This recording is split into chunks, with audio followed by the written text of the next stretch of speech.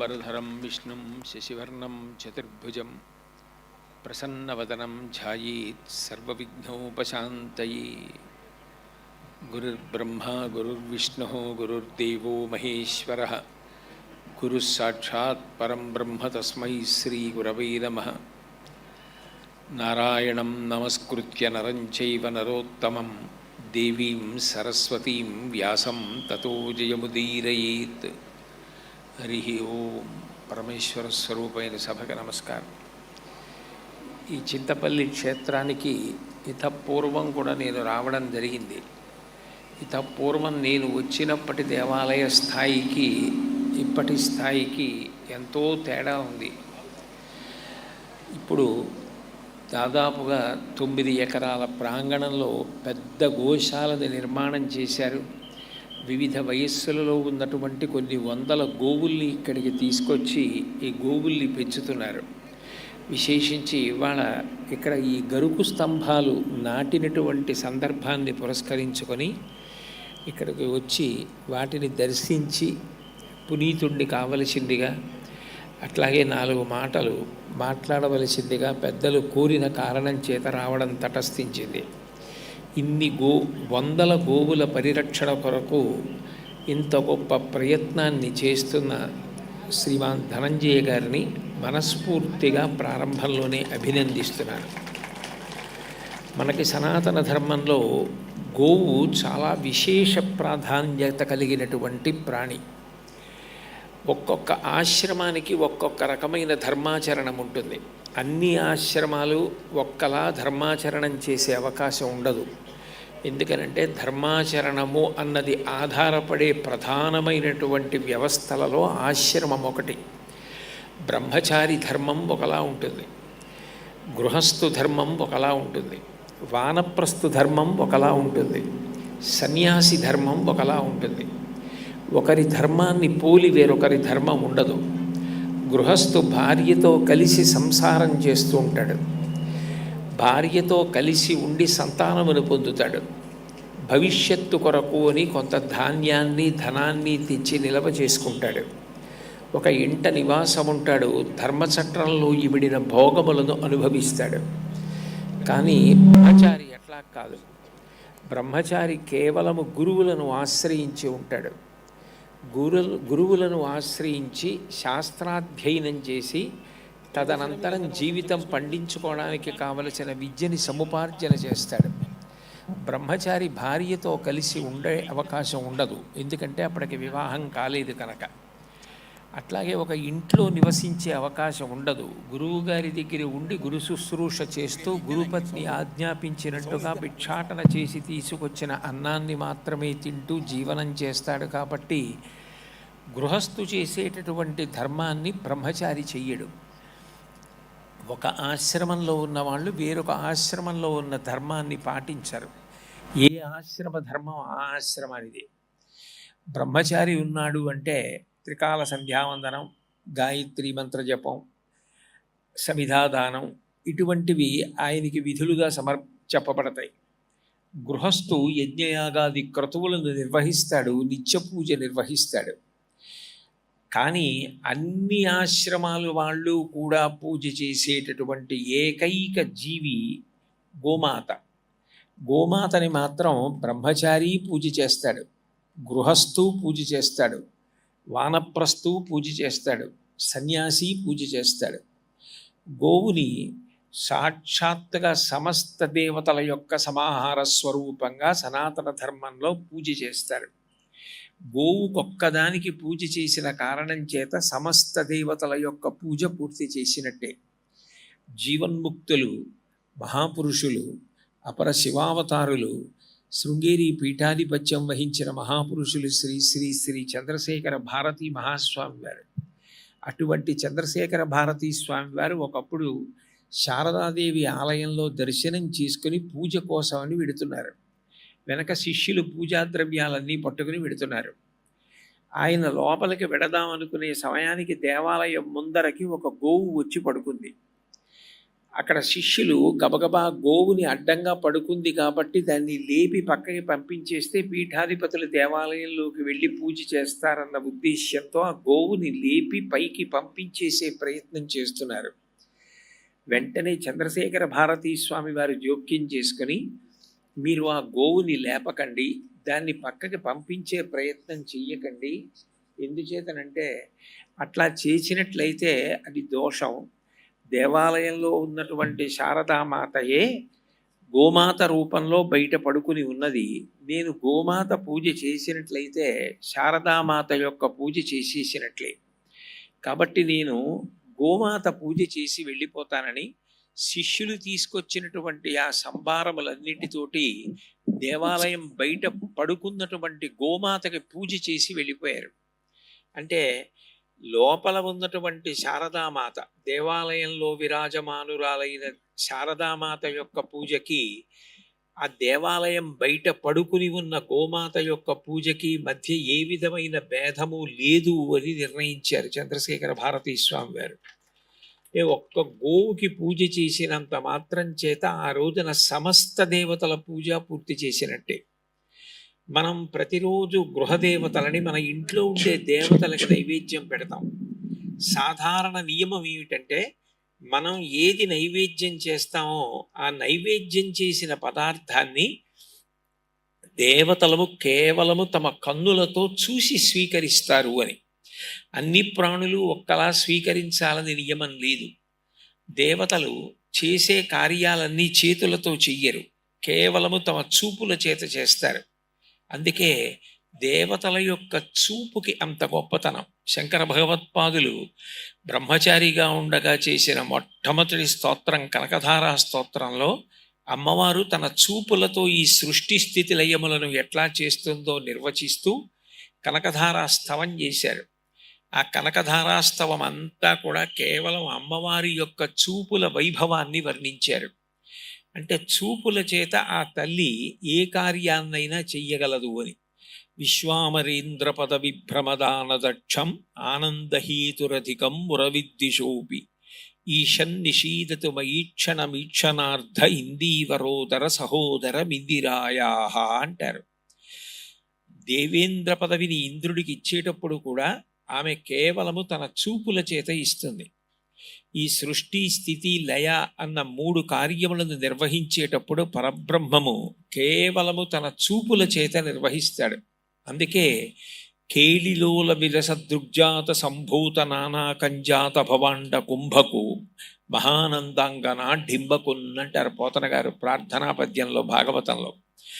తన చూపుల చేత ఈ బ్రహ్మాండములనన్నింటినీ కూడా సృష్టి చేసి నిర్వహించి మహాప్రళయమునందు లయం చేసేటటువంటి లక్షణమున్న పరమాత్మ కూడా కేవలము తన చూపుల చేత చేస్తాడు. కేవలము చూపుల చేత ఈ సమస్త కార్యములను నిర్వహించగలిగిన పరమాత్మ అన్ని ఆశ్రమముల వారిని ఉద్ధరించడం కోసమని, అన్ని ఆశ్రమాల వాళ్ళు పూజ చెయ్యడానికి వీలుగా ఉండే అవకాశాన్ని కల్పించడం కోసం గోమాత రూపంలో అవతరించాడు. నిజానికి పరమాత్మకి స్త్రీ పురుష భేదం ఉండదు. అందుకే పోతన గారు భాగవతంలో స్త్రీ పురుష నపుంసకమూర్తియును కాక తిర్య కమర నరాది మూర్తియును కాక కర్మ గుణ భేద సరసత్ప్రకాశికాక వెనుకనన్నియుతానగు విభుతలంతు అంటారు. కొంతమంది అమాయకత్వంతో ఏదో విష్ణువాలయంలో లలితా సహస్రం చదివారనుకోండి, అదేదో చాలా అపచారం జరిగిపోయిందేమో, అలా జరగకూడదేమో, అలా చదవకూడదేమో అని బెంగపెట్టేసుకుంటారు. కొంతమంది శివాలయానికి వెళ్ళి విష్ణునామని చెప్పారనుకోండి, అలా చెప్పకూడదేమో అని బెంగెట్టుకుంటారు. అట్లా ఏం ఉండదు. ఉన్న ఒక్క పరమాత్మయే అన్ని రూపాలతో ప్రకాశిస్తూ ఉంటాడు. ఆ విషయం నేను కాదు చెప్పింది. 12 స్కంధముల భాగవతాన్ని యాంధ్రీకరించి శివపంచాక్షరి మహామంత్రాన్ని జపం చేసి రామచంద్రమూర్తి సాక్షాత్కారం పొంది రామచంద్రమూర్తి యొక్క అనుజ్ఞ మేరకు 12 సంస్కృత భాగవత స్కంధములను ఆంధ్రీకరించిన పోతన గారు చెప్పిన మాట. కాబట్టి ఆ ఒక్క పరమాత్మయే అన్ని రూపములు పొందుతుంటాడు. ఏకస్వమేవ బహుధా భవభాసి లోకే నిశంకధీర్ వృషభకేతన మల్లినాథ శ్రీభ్రామరీ ప్రియ సుఖాశ్రయలోకనాథ శ్రీమల్లికార్జున విభో తవ సుప్రభాతం అంటారు. మూడుగా కనపడతాడు బ్రహ్మ విష్ణు మహేశ్వరుడుగా. చిట్ట చివరికి ఆ ఒక్కడే మూడుగా కనపడుతున్నాడని అర్థమవుతుంది. మూడు లోకములకు, మూడు కాలములకు, మూడు మూర్తులకు నువ్వు మూలమగుచు భేదమగుచు తుదికి అభేదమయ్యొప్పారు బ్రహ్మమనగ నీవే ఫలనయన అంటారు భాగవతంలో. అందుకే సూర్య భగవానుడిని అర్చన చేసినప్పుడు ఆయన్నే సృష్టికర్తగా, ఆయన్నే స్థితికర్తగా, ఆయన్నే ప్రళయకర్తగా ఉదయవేళ, మధ్యాహ్న వేళ, సాయంకాలం వేళ, సంధ్యావందన సమయంలో ఆరాధన చెయ్యడం జరుగుతుంది. అంటే ఒక్క పరబ్రహ్మమే మూడు రూపములుగా ప్రకాశిస్తూ ఉంటుంది. నిజమునకు ఆ పరబ్రహ్మము కంటి చేత చూడడానికి యోగ్యమైనది కాదు. అటువంటి పరబ్రహ్మము చూపుల చేత నైవేద్యాన్ని స్వీకరిస్తాడు. కానీ ఆయన ప్రత్యక్షంగా వచ్చి కూర్చోవాలి. ఆయన ఒక రూపంతో వచ్చి కూర్చుని ఆయన మనం ఇచ్చిన పదార్థాన్ని తినాలి అని కోరిక ఉంటే అప్పుడు యజ్ఞము చేస్తారు. యజ్ఞము మూడు ప్రయోజనముల కొరకు చేస్తారు. ఒకటి, ఇహమునందు ఏదైనా తీరని కోరిక ఉంటే అలా కోరిక తీరక దుఃఖించడానికి కారణమైన పాపమును పోగొట్టుకోవడానికి యజ్ఞం చేస్తారు. ఏదైనా చెప్పాలి అంటే మన ఊహోపోహల చేత చెప్పినది సత్యము కాదు. శాస్త్రమును అనుసరించి చెప్పినదేదో అది మాత్రమే సత్యము. తస్మాత్ శాస్త్రం ప్రమాణంతే కార్యాకార్య వ్యవస్థితవు. శాస్త్రము ప్రమాణము తప్ప అన్యములు ప్రమాణములు కావు. కాబట్టి శాస్త్రమును ప్రమాణముగా విచారణ చేస్తే శ్రీరామాయణ కాలంలో దశరథ మహారాజు గారంతటి వాడు కొడుకులు లేకపోతే కొడుకులు పుట్టకపోవడానికి అడ్డొచ్చిన పాపాన్ని పోగొట్టుకుని పుత్ర సంతానం పొందడం కోసం అశ్వమేధయాగం చేశాడు. పాపము పోయిన తరువాత పుత్ర సంతానాన్ని పొందడానికి పుత్రకామేష్టి చేశాడు. ఇష్టింతేహం కరిష్యామి పుత్రియాం పుత్రకారణాత్ అధర్మ శిరసి ప్రోక్తై మంత్రై సిద్ధాం విధానత అంటాడు ఋష్యశృంగుడు. నీ పాపం పోయింది, ఇప్పుడు నీకు పుత్ర సంతానము కలగడం కోసం పుత్రకామేష్టి చేయిస్తున్నాను అంటాడు. అంటే యజ్ఞము దేని కొరకు చేస్తారు అంటే ఇహమునందు మనకు ఏదైనా ఒక ప్రధానమైన అవసరం తీరకపోతే అలా ఆ అవసరం తీరకుండా అడ్డొస్తున్నటువంటి పాపము ఏది ఉందో పాపమును తొలగించుకోవడానికి యజ్ఞము చేస్తారు.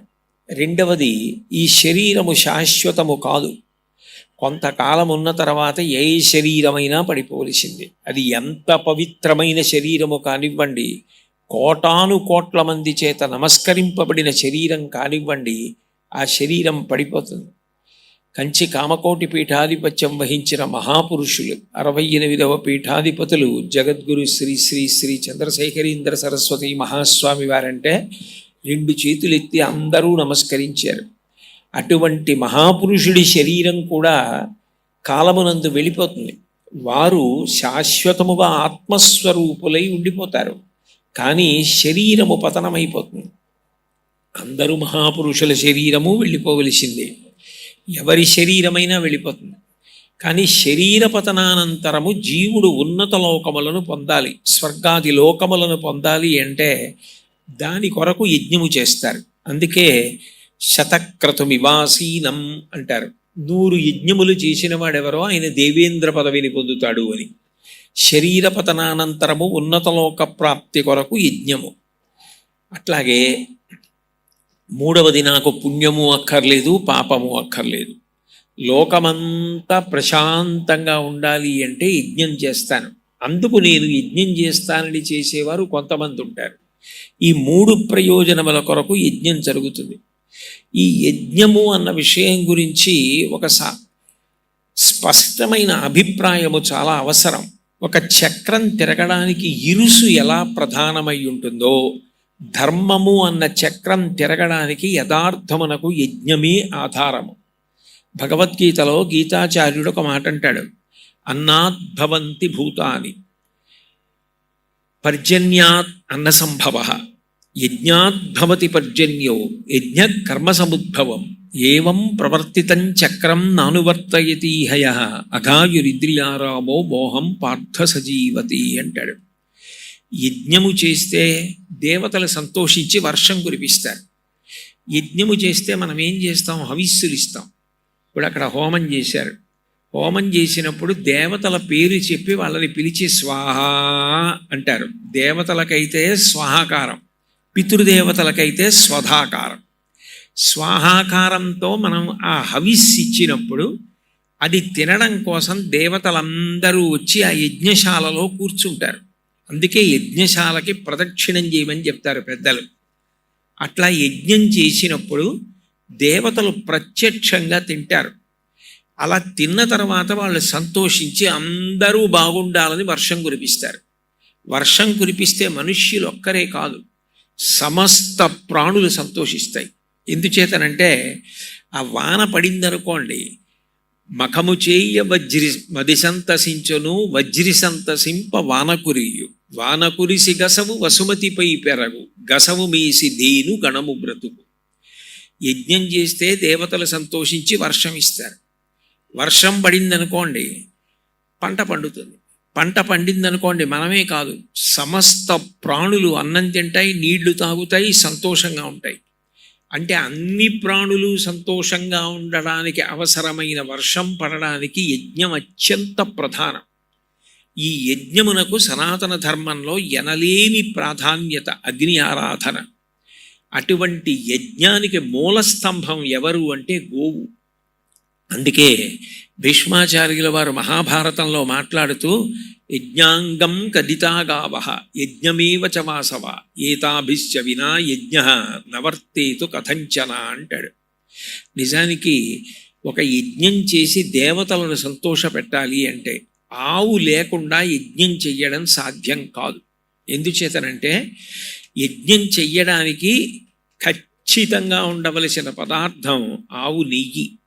మిగిలినది హవిస్సు మీరు వండవచ్చు.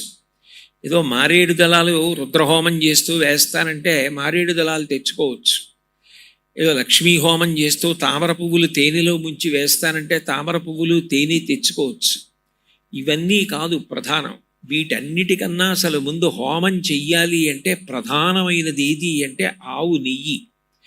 ఆవు నెయ్యి తిన్నగా హోమంలో వెయ్యడమే కాదు, ఆవు నీతిని అభిగారం చేస్తారు.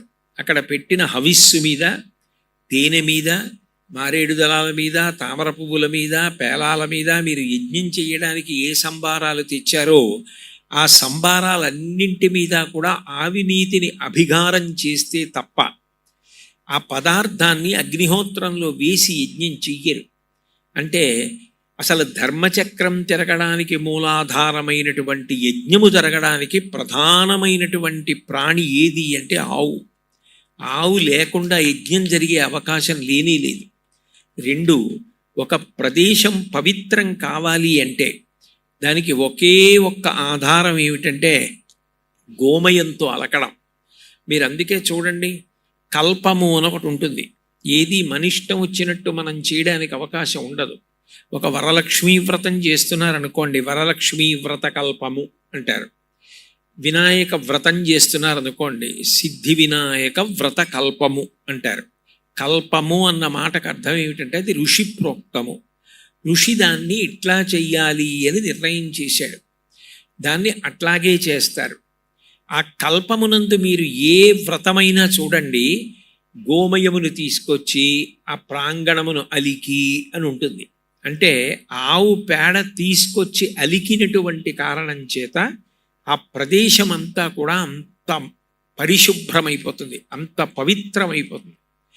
దేవతలు రావడానికి అవకాశం కల్పించగలిగినటువంటి గొప్ప పదార్థం గోమయం. 84 లక్షల జీవరాశులు ఉన్నాయని వేదం చెప్తోంది. 84 లక్షల జీవరాశులలో ఏ ప్రాణి యొక్క మలమూత్రములైనా కూడా దూష్యమే, అన్ని దుర్గంధ భూయిష్టములే. ఏ ప్రాణి యొక్క మలమూత్రములను కూడా పూజ కొరకు వినియోగించరు. కానీ గోవు యొక్క పేడ, గోవు యొక్క మూత్రము, ఈ రెండు పరమ పవిత్రమైనటువంటి పదార్థములు. గోమయంతో పిడకలు చేసి హోమంలో వేస్తారు. గోమయంతో ప్రాంగణాన్నంతటినీ కూడా అలుకుతారు. అన్నిటిని మించి గోవు తనంత తానుగా ఎక్కడైనా తిరిగిందనుకోండి, ఇంకా అంతకన్నా పవిత్రమైన భూమి లేదు. చంద్రశేఖరేంద్ర సరస్వతి మహాస్వామి వారు ఒకానొకప్పుడు మహాత్మా గాంధీ గారిని కలుసుకోవలసి వచ్చింది. ఇద్దరూ ఎక్కడ కలుసుకుంటారు, ఎక్కడ మాట్లాడుకుంటారు అని చెప్పి అందరూ ఎదురు చూస్తున్నారు. గాంధీ గారు వచ్చిన తర్వాత చంద్రశేఖరేంద్ర సరస్వతి మహాస్వామి వారు ఆయన్ని తిన్నగా తీసుకెళ్లి గోశాల్లో కూర్చోబెట్టి గోశాల్లో గాంధీ గారితో మాట్లాడారు. అంటే గోవు అంత గొప్పది. గోవు తిరిగిన చోటు కన్నా పవిత్రమైన ప్రదేశము వేరొకటి ఉండదు. అందుకే కొంచెం సంప్రదాయము శాస్త్రము తెలిసిన్నవారు గోవులు తిరిగిన ప్రదేశం ఎక్కడుంటుందో అక్కడ కూర్చుని జపం చేస్తారు, అక్కడ పూజ చేయడానికి ఇష్టపడతారు. అంటే గోవులు తిరిగిన ప్రదేశాన్ని గోష్ఠము అని పిలుస్తారు. గోవులు తిరగడం అంత గొప్ప విశేషం. అటువంటి గోవు ఎంత పవిత్రమైనది అంటే మీరు దాని అంగప్రత్యంగముల యందు ఆవహించి ఉన్న దేవతల యొక్క వరుస క్రమాన్ని చూస్తే దాని ముఖం దగ్గర నుంచి తోక భాగం వరకు డెక్కల వరకు దేవతలందరూ గోవును ఆశ్రయించి ఉంటారు. అట్లా గోవుని ఆశ్రయించి ఉన్న కారణం చేత గోవు పట్ల మనం ఏది చేస్తున్నామో అది దేవతల యొక్క అనుగ్రహమునకు కారణమవుతుంది. గోవుకి అగ్నికి రెండిటికి వేదం భేదం చెప్పదు. గౌర్వారగ్నిహోత్రం అంటుంది వేదం. అంటే గోవు అగ్ని అంటే మరి అగ్ని గోవు అవుతుందా? ఇది ఒకటే నేను అన్నాను అనుకోండి, అప్పుడు ఇది అయితే ఇది కూడా ఇది అవ్వాలిగా. మరి గోవు అగ్ని అయితే అగ్ని గోవు అవ్వాలిగా. అంటే గోవు అగ్ని ఒకటి అంటే దాని అర్థం ఏమిటంటే అగ్ని గోవు అవుతుందని కాదు, అగ్నిహోత్రమును ఆరాధన చేస్తే మీకు ఏ ఫలితం లభిస్తుందో గోవును ఆరాధన చేసిన వాడికి కూడా అదే ఫలితం కనపొస్తుంది. ఇప్పుడు అగ్నిహోత్రం కనపడింది అనుకోండి, హోమాగ్ని కనపడింది, అక్కడ హోమగుండం ఉంది. హోమగుండం కనపడితే దానికి ప్రదక్షిణం చేయాలి, ప్రదక్షిణం చేసి వెళ్ళాలి. ప్రదక్షిణం అంటే దక్షిణం అంటే కుడి, ప్రదక్షిణం అంటే ఎప్పుడూ కుడి చేతి వైపుకే అది ఉండేటట్టుగా చూసుకోవడం. అగ్నిగుండం కుడి చేతి వైపే ఉండాలి అంటే దాని చుట్టూ తిరిగి రావాలి. మీరు ఇలా వెళ్ళి ఇలా వచ్చారనుకోండి, ఇటు వెళ్ళేటప్పుడు కుడి పక్కకు ఉంటుంది, ఇటు వచ్చేటప్పుడు ఎడం పక్కకు ఉంటుంది. చుట్టూ తిరిగారనుకోండి కుడి పక్కనే ఉంటుంది. అంటే విశేష గౌరవం చూపించారని గుర్తు. అగ్నిహోత్రానికి ప్రదక్షిణం చేస్తారు. అగ్నిహోత్రానికి ఎందుకు ప్రదక్షిణం చేస్తారు అంటే ఇందాక మీరు చూశారు, మహాపూర్ణాహుతి అయిపోయిన తర్వాత దోషిలి పట్టమని అగ్నిహోత్రుడిని అడుగుతారు పూర్ణాహుతిలో. అందులో శ్రియమిచ్చేత్తోతాశన అగ్నిహోత్రుడు ఏం చేస్తాడంటే శ్రియం ఇస్తాడు. శ్రియం అంటే ఏది ప్రియం కానిదో అది శ్రియం. ప్రియం అంటే మనసులోంచి వస్తుంది, దానికి ధర్మంతో సంబంధం ఉండదు. ఇక్కడ నాకు బంగారం గొలుసు కనపడింది అనుకోండి, ఆ బంగారం గొలుసు తీసి జేబులో వేసుకోవాలనిపిస్తుంది. అలా అనిపిస్తే అది మనసుకి అంత పెద్ద విలువైన వస్తువు తీసి జేబులో వేసుకుందామనిపించడానికి కారణం బంగారమునందు ఉన్న ప్రీతి, ప్రియం. కానీ అది ధర్మము కాదు కదా, అది ఎవరిదో గొలుసు, అట్లా నువ్వు తీసుకోకూడదు, తప్పు. అది ఎత్తి చూపించి ఎవరిదో బంగారం గొలుసు పడిపోయింది వచ్చి తీసుకోండి అని చెప్పి ఇచ్చేసేయి అని మనసులోంచి ఇంకొక ఆలోచన వస్తుంది, అది శ్రియం. అప్పటికి గొలుసు వదిలేసిన యజమానికి ఇచ్చేసిన నేను పట్టుకున్న ధర్మం ఏదో అది నన్ను కాపాడుతుంది. ఆ కార్యము చేత ప్రీతి పొందిన భగవంతుడు నన్ను ఎప్పుడూ పొదివి పట్టి కాపాడతాడు. నేను ఇలా గొలుసు తీసుకుంటే ఇప్పటికి గొలుసు దొరికినట్టు ఉంటుంది కానీ అది నన్ను రక్షించదు, నేను అటువంటి పని చేయకూడదు అని ఏది మంచో ఏది ధర్మమో ఏది శాస్త్రము చేత ప్రతిపాదింపబడిందో అటువైపుకు ప్రస్థానం చేయడం నడవడం శ్రియం అంటారు. సనాతన ధర్మంలో పూర్వకాలం నుంచి కూడా అగ్నిని ఆరాధన చేస్తారు. అగ్ని ఆరాధన చేయడం అంటే అగ్ని కనపడితే ఒక నమస్కారం. అగ్నికి అపవిత్రత లేదు. శవాన్ని కాల్చిన అగ్నికి అపవిత్రమని, హోమగుండంలో అగ్ని పవిత్రమని అలా ఉండదు. అగ్ని ఎక్కడ ఉన్నా పవిత్రమే, అగ్నికి అపవిత్రత అంటదు. సూర్యకిరణాలకి మలినం అంటుకుంటుందా? సూర్యకిరణాలు వచ్చి కుళ్ళిపోయిన పండు మీద పడ్డా, శవం మీద పడ్డా, పువ్వు మీద పడ్డా, హోమగుండం మీద పడ్డా, ఎక్కడ పడ్డా సూర్యకిరణానికి మలినం అంటదు. అగ్ని అంతే, పరమ పవిత్రం. అటువంటి అగ్ని శ్రియం ధర్మమునందు అనురక్తినిస్తుంది. ధర్మమునందు అనురక్తినిచ్చింది కాబట్టి అందరూ కూడా శ్రియంని కోరుకుంటారు. శ్రేయో భవతి, మీకు శ్రేయస్సు కలుగుగాక అంటే మీకు మంచి ఆలోచనలు కలుగుగాక, ఇంకొకరు బాధపడే పని మీరు చెయ్యకుండెదరుగాక అని ఆశీర్వచనం. అటువంటి మంచి ఆలోచన ఇతరులు బాధపడకుండా చూసుకోవడం, మన వైపు నుంచి ఆలోచించి అన్నీ మనం అనుకున్నట్టుగానే జరగాలని కోరుకోవడం ఎవరైనా కోరుకుంటారు. కాదు, నా వలన అవతల వారికి ఇబ్బంది కలగకుండా వారు సౌకర్యంగా సంతోషంగా ఉండడానికి నేనేం చెయ్యాలన్న ఆలోచన కలగడం ఉత్కృష్టమైన ఆలోచన. అట్లా అన్ని విషయాలలోనూ కూడా నా వలన ఎవరికి బాధ కలగకూడదు, నా వలన అందరూ సంతోషించాలనేటటువంటి సద్బుద్ధి కలగడం శ్రియం. దాని వలననే దేశంలో శాంతి నెలకొని ఉంటుంది. సంస్కృత భాషలో ప్రతిదానికి పేరు ఉంటుంది. తాళం కప్పకి సంస్కృతంలో పేరు లేదు. ఎందుకు లేదంటే ఒకప్పుడు ఈ దేశంలో ఏ ఇంటికి తాళం కప్ప వేసుకోవలసిన అవసరం లేదు. తాళం కప్ప వేసుకోకపోతే ఇంట్లో వస్తువులు ఎత్తుకుపోతారన్న బెంగ లేదు. అందరూ కూడా ధర్మమును పాటించేవారు కాబట్టి అసలు ఇంట్లోంచి ఎత్తుకుపోతారన్న భయమే లేదు. కాబట్టి తాళం కప్ప అన్న మాటే లేదు. కానీ తర్వాత తాళం కప్ప వచ్చింది, చెవి వచ్చింది. చెవి లేని కప్ప, కప్పలేని చెవి ఉండవు. ఎందుకనంటే తాళం కప్పలు తయారు చేశాను కానండి నేను చెవులు తయారు చేయలేదు అంటాడా. చెవి ఒకటి జేబులో పెట్టుకుని వెళ్ళిపోతే ఇల్లంతా కూడా క్షేమంగా ఉంటుంది అని ఒక నమ్మకం. అట్లా ఒకరి పట్ల మనం అమర్యాదతో ప్రవర్తించకుండా, ఒకరికి ఇబ్బంది కలగకుండా ప్రవర్తించేటటువంటి బుద్ధి కలగడమే శ్రేయస్సు. అటువంటి శ్రేయస్సును ఎవరిస్తారు అంటే అగ్నిహోత్రుడు ఇస్తాడు. అందుకని అగ్నిని ఆరాధిస్తారు.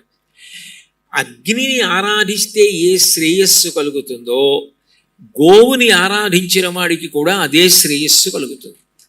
చూడండి, లోకంలో ఒక మాట అంటారు, ఆయన 100 యజ్ఞములు చేశాడండి అందుకని ఆయనకి సోమయాజి అని పేరు వచ్చింది అంటారు. తిక్కన సోమయాజి. 100 యజ్ఞములు చేస్తే పేరు చివర సోమయాజి అని బిరుదు వాక్యం కలుపుతారు. ప్రతిరోజు అగ్ని కార్యం చేసిన వాడితో సమానుడు ఎప్పుడవుతాడు అంటే ప్రతిరోజు గోవుకు పట్టుకెళ్ళి గ్రాసం పెట్టారనుకోండి, గ్రాసం పెడితే వాడు అగ్ని కార్యం చేసిన వాడితో సమానము. అంటే అంత తేలికగా కార్యాన్ని నిర్వహించడానికి ఇహమునందు సాధనం ఏది అంటే గోవు. అందుకే గోవుకు పెట్టేదాన్ని గ్రాసము అని పిలుస్తారు. గ్రాసము అంటే చేత్తో పట్టుకుని పెట్టడం. మనం దేవతలకు నైవేద్యం పెడుతున్నాం అనుకోండి, వాళ్ళు ప్రత్యక్షంగా తినడం మనకి కనపడదు, కానీ భక్తిభావంతో నైవేద్యం పెడతాం, వాళ్ళు స్వీకరిస్తారని. వాళ్ళకి నైవేద్యం పెట్టాక ప్రసాదం. కానీ గోవు విషయంలో ఉన్న గొప్పతనం ఏమిటంటే మీరు ఏదైనా చేత్తో పట్టుకొని గుప్పిడికి పట్టినంత పచ్చిగడ్డి కానీ ఎండుగడ్డి కానీ పట్టుకెళ్ళి గోవు దగ్గర అందించారనుకోండి, అగ్ని కీలలు ఎలా తిరుగుతాయో నాలుక అట్లా తిప్పి పట్టుకుంటుంది గోవు, పట్టుకొని లాగి తింటుంది. అలా గోవు తిన్న కారణం చేత అగ్నిహోత్రమునందు ఆ రోజు నువ్వు హవ్యమునిచ్చి అగ్ని కార్యమును చేశావు అని దేవతలు అనుగ్రహిస్తారు. అంటే అగ్ని కార్యం చెయ్యలేకపోయిన దోషం పోవాలి అంటే గోవుకి సేవ చేస్తే, గోవుకి గ్రాసం పెడితే చాలు. గోగ్రాసం పెట్టడం అంత గొప్ప విషయం.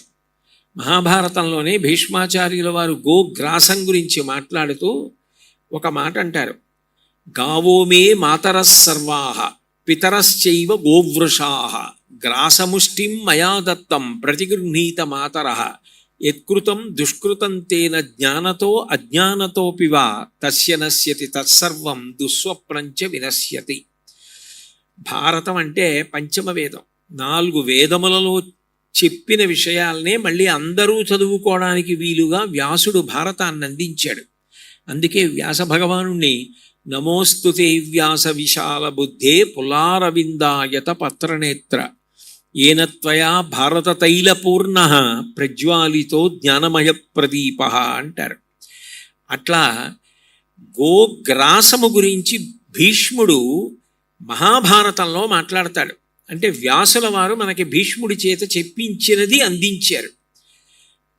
భీష్ముడంతటి వాడు అంపశయ్య మీద పడుకుని చెప్పినటువంటి విషయాలు, అందులో చెప్పినటువంటి మాట ఎవరైనా సరే ఒక ఆవు దగ్గరికి వెళ్ళి గ్రాసం పెట్టేటప్పుడు పచ్చిగడ్డి కానీ ఎండుగడ్డి కానీ పెట్టేటప్పుడు ఈ శ్లోకం చెప్తే, ఏమిటా శ్లోకం అంటే, గావోమే మాతర సర్వాహ, అందరి అమ్మలు గోమాత ఎందే ఉన్నారు.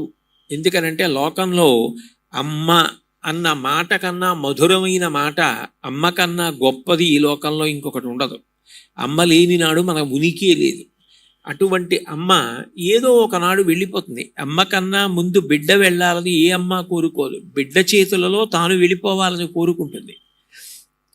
వెళ్ళిపోయిన అమ్మ ఎక్కడుంటుంది అంటే గోవు ఎందే ఉంది.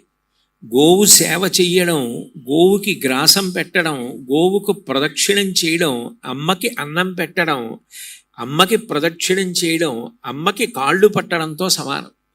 అందుకే గావోమే మాతర సర్వాహ పితరశ్చైవ గోవృషాహ. తండ్రి స్వరూపం ఎద్దు. పితరశ్చైవ గోవృషాహ గ్రాసముష్టిం మయా దత్తం. నేను నా చేత్తో పట్టుకుని ఈ గ్రాసం పెడుతున్నాను నీకు. గ్రాసం అంటే గడ్డి అనుకోండి, పచ్చిగడ్డో ఎండుగడ్డో నేను ఆవుకి ఇలా పెడుతున్నాను. గ్రాసముష్టిం మయా దత్తం ప్రతిగృహీత మాతరః.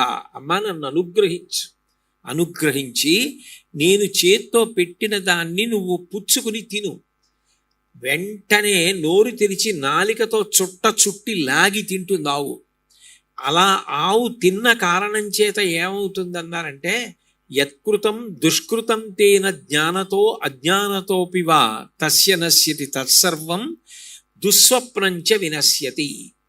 గోవుకి ఎవరైతే గ్రాసాన్ని చేత్తో అందిస్తున్నాడో, ఎవరు పెడుతున్నాడో, ఆ పెట్టినటువంటి వాడు తెలిసి కానీ తెలియక కానీ పూర్వం చేసినటువంటి పాపరాశి ధ్వంసం అవుతోంది.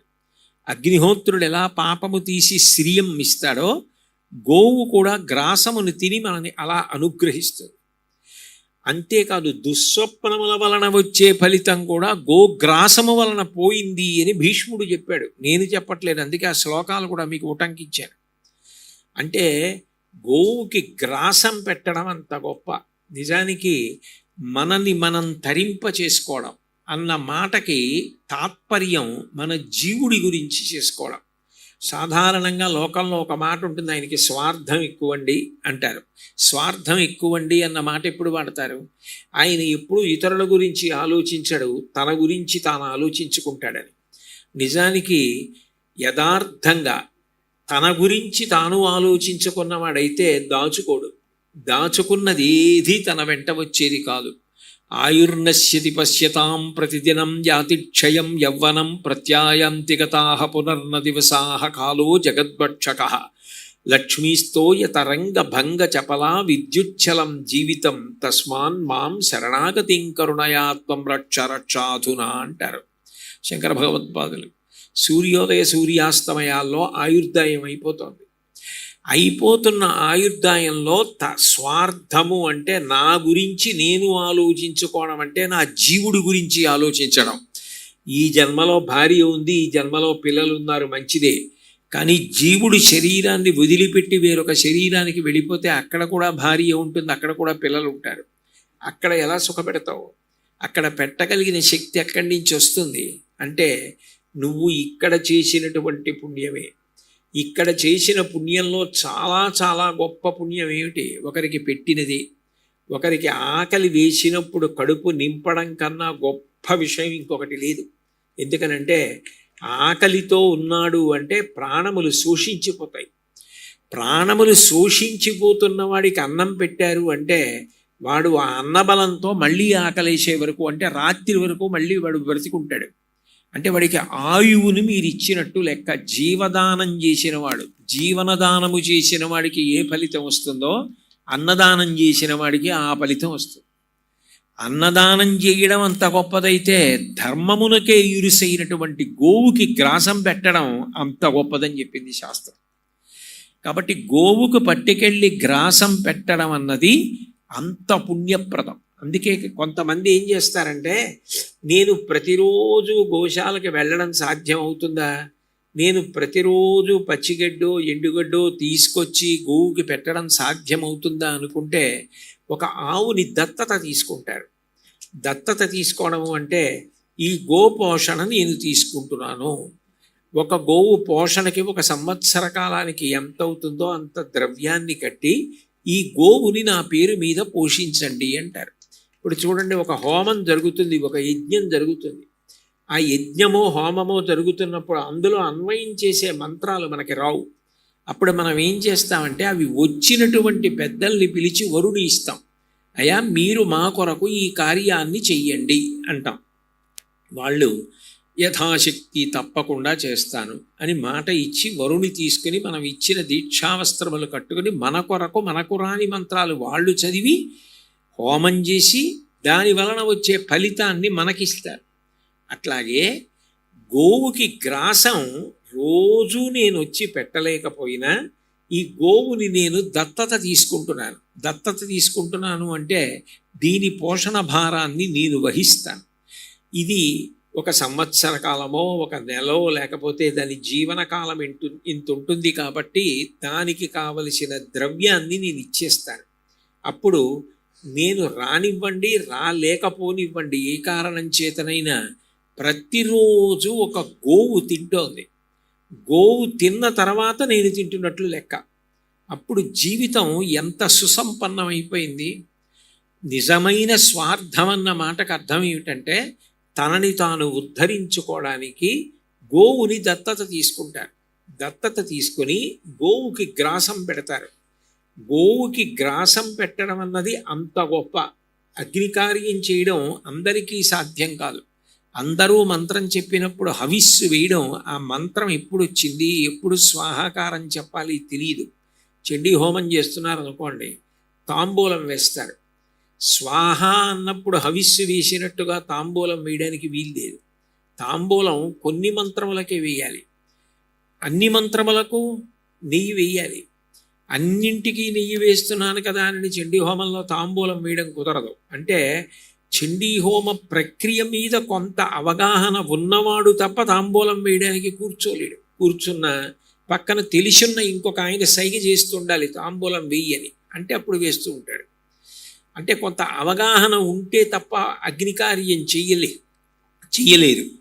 కానీ గోమాతకి గ్రాసం పెట్టడానికి ఏ అవగాహన అవసరం లేదు. కాస్త పచ్చిగడ్డో ఎండుగడ్డో తీసుకొచ్చి గోవుకి చేత్తో అందించడానికి ఏ అవగాహన అవసరం? ఏమీ అక్కర్లేదు. దానికి ఏ వైదికమైన దుస్తులు అక్కర్లేదు. రాకపోయినా నష్టం లేదు. గోవుని దత్తత తీసుకుని గోపోషణ కొరకు ద్రవ్యం ఇవ్వడం అంత గొప్ప అన్నారు. గోవు విషయంలో మీరు ఏది చెయ్యండి అది అంత గొప్పగా ఫలితాన్ని ఇచ్చేస్తుంది, అంత గొప్పగా అనుగ్రహిస్తుంది. నిజానికి సనాతన ధర్మంలో అనేక రకమైన ఆరాధనా విధానములు ఉంటాయి. అంటే ప్రధానమైన దేవత ఎవరిని పూజ చెయ్యాలి అన్నది వంశపారంపర్యంగా వాళ్ళ ఇంట్లో పూర్వం ఎవరిని ఆరాధన చేశారో వాళ్ళని ఆరాధన చేస్తారు. కొందరు శైవులు శివుణ్ణి ఆరాధిస్తారు, కొందరు వైష్ణవులు విష్ణువుని ఆరాధిస్తారు, కొందరు శాక్తేయులు అమ్మవారిని ఆరాధిస్తారు, కొందరు సౌరం సూర్యుడిని ఆరాధిస్తారు, కొందరు గాణాపత్యులు విఘ్నేశ్వరుణ్ణి ఆరాధిస్తారు, కొందరు కౌమారులు సుబ్రహ్మణ్యుడిని ఆరాధిస్తారు. ఎవరిని ఆరాధించినా మిగిలిన వాళ్ళు దేవుడు గారు ఈయనే దేవుడు అనరు.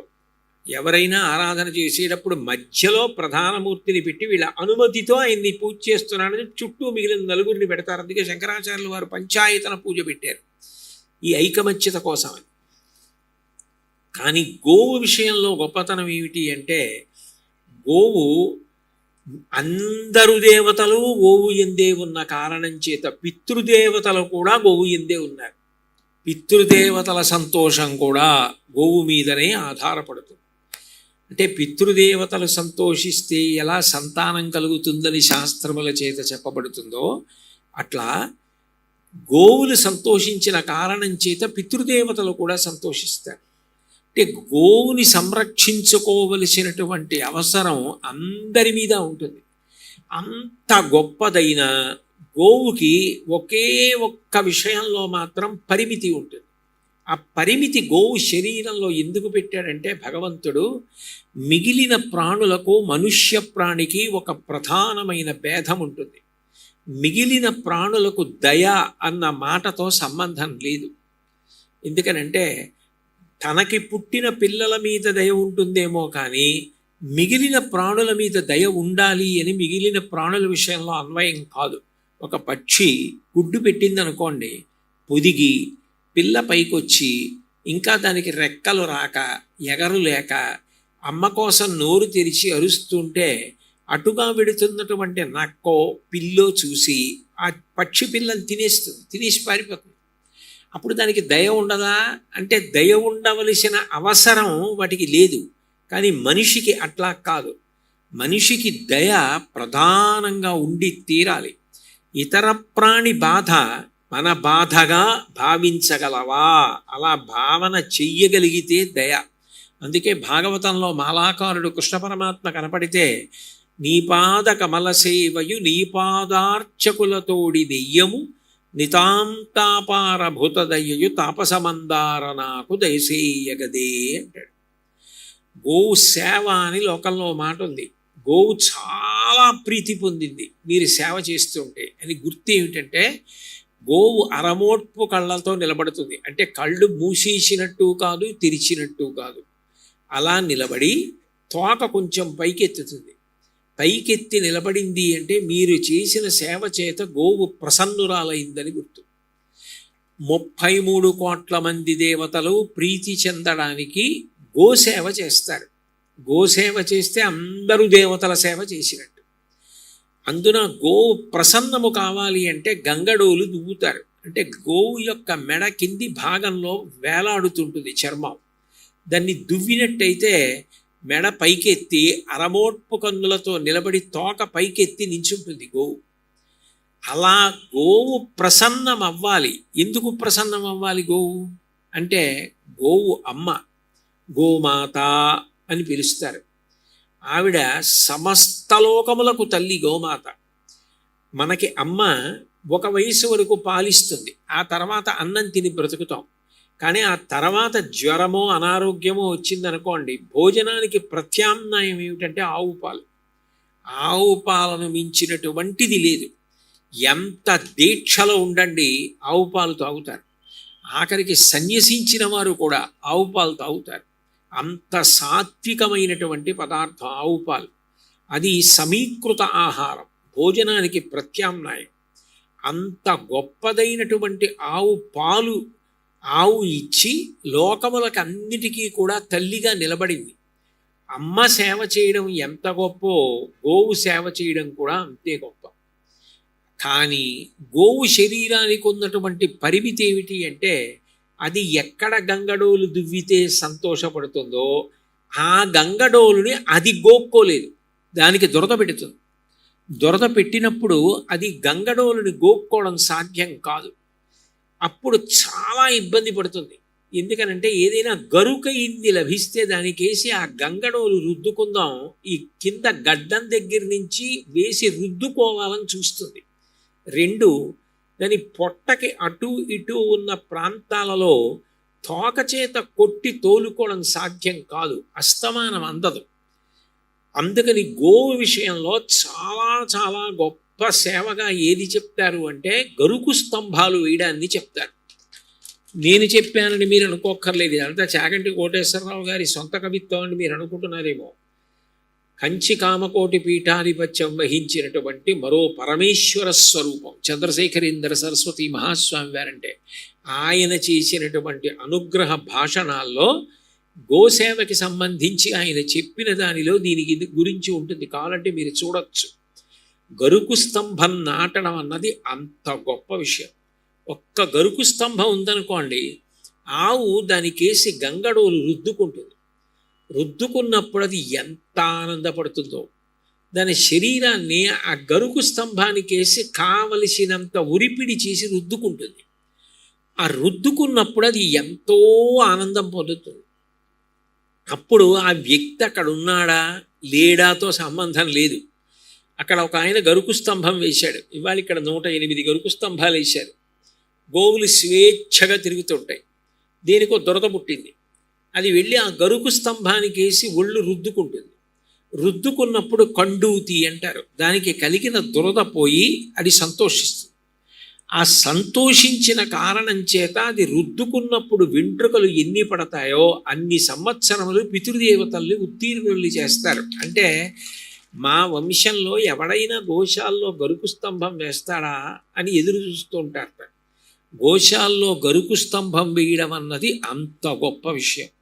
నిజంగా ఇవాళ ఇక్కడ ఇన్ని వందల గోవుల్ని పోషణ చేస్తూ ఇన్ని వందల గోవులు అలా స్వేచ్ఛగా తిరగడానికి అవకాశం కల్పించి అన్ని వందల గోవుల కండూతి పోవడానికి అంతంత పెద్ద పెద్ద స్తంభాలు 108 గరుకు స్తంభాలు వేశారంటే ఎక్కడ నిలబడినా ఎక్కడ కూర్చున్నా కనపడేటట్టుగా అలా వేసి అంత గొప్ప పూజ చేసి వాటిని ప్రారంభం చేశారు. అంటే గోసేవ విషయంలో ఇక్కడ ఈ ప్రాంగణం ఎంత కొత్త పుంత తొక్కిందో, ఎంత సేవాభావంతో, గోవు యందు ఎంత పవిత్రమైన భావనతో, ఎంత భక్తిభావంతో చేస్తున్నారో అర్థమవుతుంది. కాబట్టి గోసేవ, గోగ్రాసం పెట్టడం అంత గొప్ప విషయం. గోవుకి చెయ్యడము అంటే యజ్ఞము చేయడం చేత లోకమంతా సంతోషించడానికి ఎట్లా కారణమవుతుందో అట్లా కారణమవుతుంది. అందుకే మీరు మహాభారతం పరిశీలిస్తే మహాభారతంలో భీష్మాచార్యుల వారు చెప్తాడు, ధర్మం ఎక్కడుంటుందో అక్కడ గోజాతి వృద్ధి చెందుతుంది. 9 సంవత్సరాల క్రితం ఇక్కడ 100 ఆవులు ఉండేవండి, ఇప్పుడు ఇక్కడ 400 500 ఆవులు ఉన్నాయండి. అంటే దాని అర్థం ఏమిటంటే దేవతలు ప్రసన్నులయ్యారని గుర్తు. గో సంతతి పెరగడం, గో జాతి పెరగడం, గోవులు అంత ఆనందంగా ఉండడం, అంత శ్రేష్టమైన పాలనివ్వడం, అంత బాగా ఆరోగ్యంతో గోవులు ఉండడం ఎంతో గొప్పది. సాధు గోమాత భరత భూ శ్వాసకోశ అన్నాడు ఒక కవి. ఎంత ఆరోగ్యంగా ఉన్నా, మిగిలిన అవయవాలు ఎలా ఉన్నా, ఊపిరితిత్తులు సరిగ్గా లేవనుకోండి, ఊపిరి అందదు. ఊపిరి అందకపోతే ఆ వ్యక్తికి సుఖము అన్న మాట ఉండదు. ఊపిరి ఆడినంతకాలం, ఊపిరి అందినంతసేపే సంతోషంగా ఉంటాడు. అట్లా ఊపిరి అందడానికి కారణమైనటువంటి ఊపిరితిత్తులు ఏ స్థానంలో ఉంటాయో భారతదేశానికి అంతటికీ కూడా గోవు శ్వాసకోశ లాంటిది, ఊపిరితిత్తులు లాంటిది. అంటే మనం గోవుని పోషించడం, గోవుని రక్షించుకోవడం అంత గొప్ప విషయం.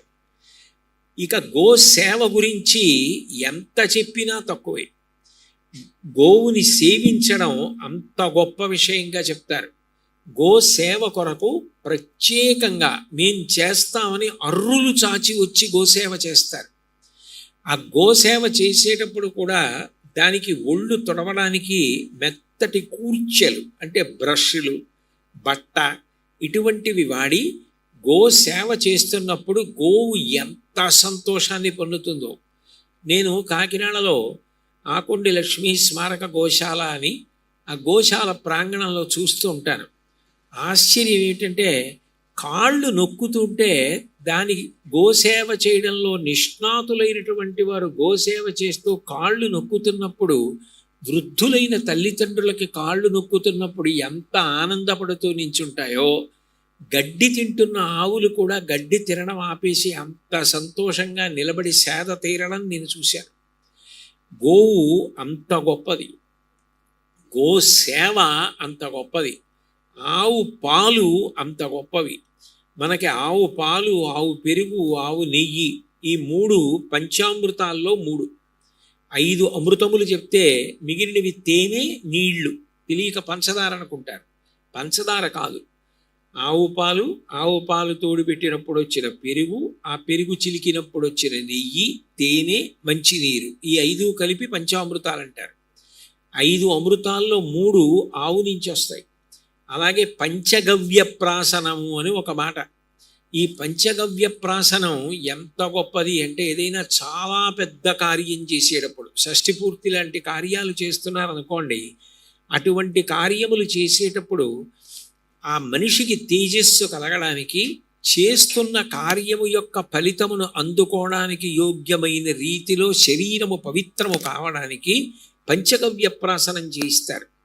అందులో ఆవు పాలు, ఆవు పెరుగు, ఆవు నెయ్యి, అట్లాగే గోమూత్రము, గోమయము అంటే పేడ, ఈ 5టిని సమపాళ్లలో కలిపి, లేదు ఒక్కొక్కసారి శాస్త్ర ప్రకారం కొద్దిగా ఎక్కువ తక్కువలు ఉంటాయి, కలిపి మంత్రంతో ఆ పంచగవ్యాన్ని ప్రాసనం చేయిస్తారు. అంటే పంచగవ్య ప్రాసనం అనేది లోపలికి పుచ్చుకుంటారు. అలా పుచ్చుకున్న కారణం చేత పాపములు ఇంధనము అగ్ని తగిలితే కాలిపోయినట్టు కాలుతాయి అని. దీనికైనా శాస్త్రం ప్రమాణంగా మాట్లాడతాం తప్ప అశాస్త్రీయముగా మాట్లాడటం కుదరదు కదా. శాస్త్రము ప్రమాణము చేసి మాట్లాడాలి ఏ విషయం మాట్లాడినా. కాబట్టి పంచగవ్య ప్రాసనం అనేటటువంటిది అంత గొప్పది. ఆవుకి పూజ చేస్తే పృష్ఠభాగమునందు, ఎద్దుకు పూజ చేస్తే ముఖమునందు పూజ చేస్తారు. అందుకే గోమిథున పూజ అని ఉంటుంది. గోముధిన పూజ అంటే ఆవుకి ఎద్దుకి కలిపి పూజ. గోవు యొక్క వెనక భాగంలో చేస్తారు, ఎద్దు యొక్క ముఖానికి చేస్తారు. అంటే ఆవు యొక్క పృష్ఠభాగం మన ముందుండేటట్టు, ఎద్దు ముఖం మన ముందుండేటట్టు కట్టి రెండిటికి కలిపి పూజ చేస్తారు. గోవు అంటే భగవంతుడు కూడా ఎంత ప్రసన్నుడవుతాడు అనడానికి మీకు నేను ఒక ఉదాహరణ చెప్తాను. ఈ భూమి ఎంత భారాన్నైనా వహిస్తుంది. నాకు బరువు ఎక్కువైపోయింది అన్న మాట భూమి అందం. భూమికి బరువు ఎప్పుడు ఎక్కువైపోతుంది అంటే భగవంతుడు వద్దన్న పనులు చేసే వారి సంఖ్య ఎక్కువైపోతుంది. భగవంతుడు వద్దు అన్న పని చేయడమే పాపం చేయడం. ఈ పాపాచరణము చేసేటటువంటి వారి సంఖ్య ఎక్కువైపోతుంది. శాస్త్ర వ్యతిరేకముగా ప్రవర్తించే వాళ్ళ సంఖ్య ఎక్కువైపోతుంది. దానికి వ్యతిరేకంగా మాట్లాడి ప్రోత్సహించే వారు ఎక్కువైపోతారు. పాపము ఎక్కువైపోయిందని గుర్తు. ఆ పాప భారం పెరిగితే మాత్రం భూమి తట్టుకోలేదు. ఇతర భారాన్ని, భౌతికమైన భారాన్ని, లౌకికమైన భారాన్ని, ఎంత భారాన్నైనా భూమి తట్టుకుంటుంది. కానీ పాప భారం తట్టుకోదు. అప్పుడు పాపభారం తగ్గించమని ఎవరిని అడుగుతుంది అంటే స్థితికారుడు. కాబట్టి పాపమును తొలగించి ధర్మమును కాపాడవలసిన కర్తవ్యం విష్ణు భగవానుడు స్వీకరిస్తాడు. కాబట్టి విష్ణువుని ప్రార్థన చేస్తుంది భూమి. భూమి భూమిగా, భూదేవిగా ప్రార్థన చెయ్యదు. వెంటనే జోక్యం చేసుకోవాలి అంటే భూమి గోరూపాన్ని పొందుతుంది. మీరు అందుకే భాగవతం ప్రథమ స్కంధం చూస్తే మొట్టమొదట భూమి గోరూపాన్ని పొందింది, ధర్మం వృషభ రూపాన్ని పొందింది. ఈ రెండూ కలిసి గోమిథునంగా నిలబడ్డాయి పరీక్షిత్ మహారాజు గారు వచ్చినప్పుడు. అంటే ఆవు రూపాన్ని భూమి పొంది ప్రార్థన చేస్తే విష్ణువు కూడా వెంటనే జోక్యం చేసుకుంటారు. అంటే భూమి కూడా తొందరగా భగవంతుడు జోక్యం చేసుకోవాలి అంటే గోరూపాన్ని పొంది ప్రార్థన చేస్తుంది. అంటే భగవంతుడికి గోవు యొక్క రూపం కానీ, గోవు యొక్క ప్రార్థన కానీ, గోవు యొక్క వినతి కానీ ఎంత తీవ్రంగా స్వీకరిస్తాడనడానికి ఉదాహరణగా చూడాలి.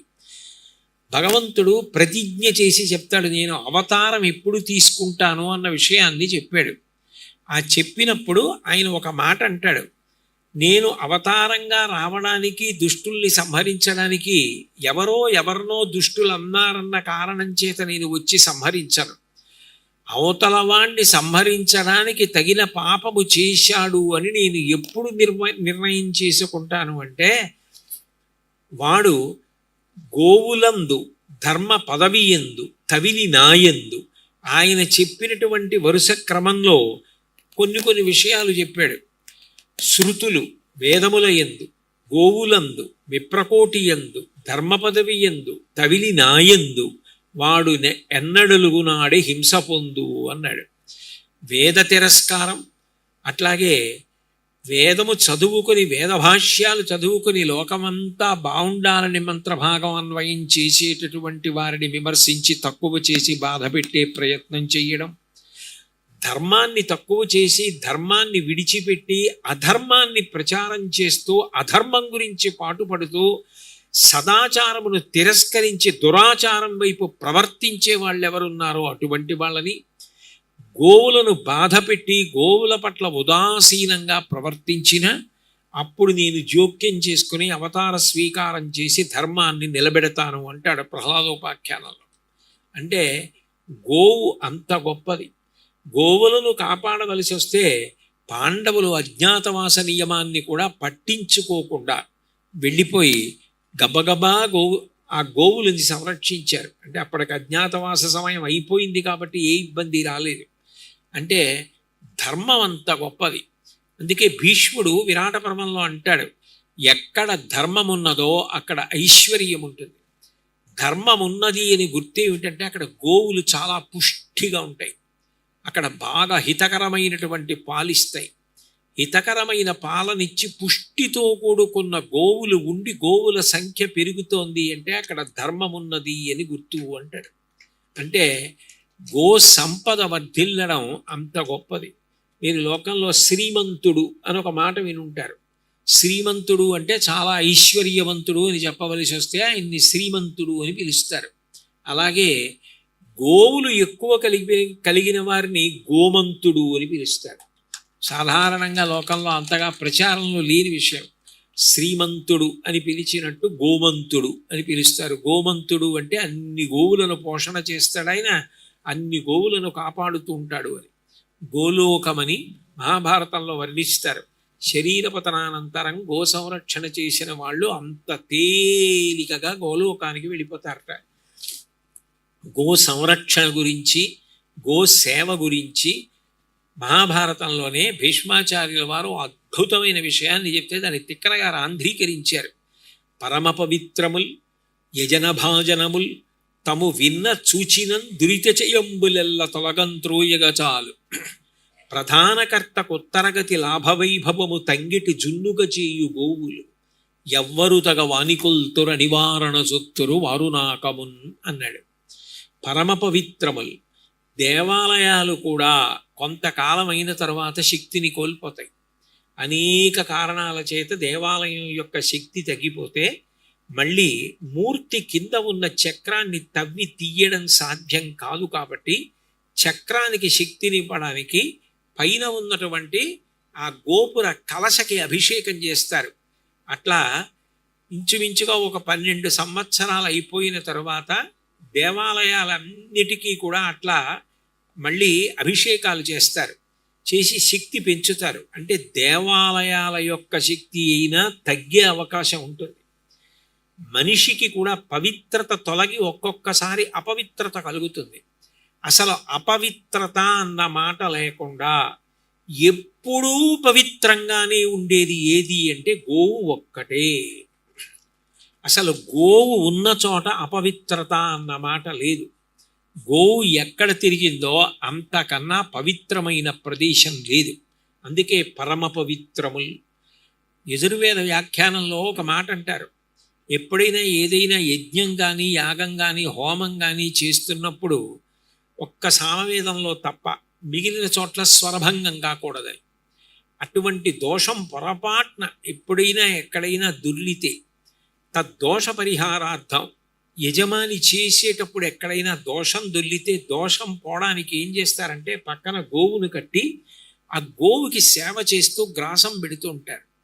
గోవు ప్రసన్నురాలైతే ఇక్కడ హోమంలో దోషాలు కూడా తొలగుతాయంటారు. అంటే గోవు అంత శక్తివంతం. పరమ పవిత్రముల్ యజనభాజనముల్. యజ్ఞం చెయ్యాలి అంటే గోవు ఉండి తీరాలి. నేను మొట్టమొదట నా ప్రసంగ ప్రారంభంలోనే చెప్పాను, అసలు యజ్ఞం చెయ్యడానికి గోవు లేకుండా సాధ్యం కాదు. యజనభాజనముల్ తము విన్న చూచినన్. గోవు వంక ఒక్కసారి చూశాడనుకోండి, ఇక అంతకన్నా పవిత్రమైనటువంటిది లోకంలో ఇంకొకటి లేదు. నిజానికి నిద్ర లేస్తూ ఒక్కసారి ఆవుని స్మరించమంటారు. అట్లాగే తలంబ్రాలు పోసుకుంటారు పెళ్లిలో. అప్పుడు జీలకర్ర బెల్లం పెట్టుకునేటప్పుడు ఒకళ్ళ కళ్ళల్లో ఒక్కొక్కళ్ళు చూసుకునేటప్పుడు కపిలాన్ స్మారయంతు, ఆ కపిల గోవుని ఒక్కసారి జ్ఞాపకం తెచ్చుకోమంటారు.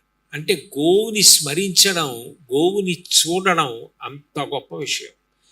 ఆవుని చూడడం జీవితంలో అంత అదృష్టం.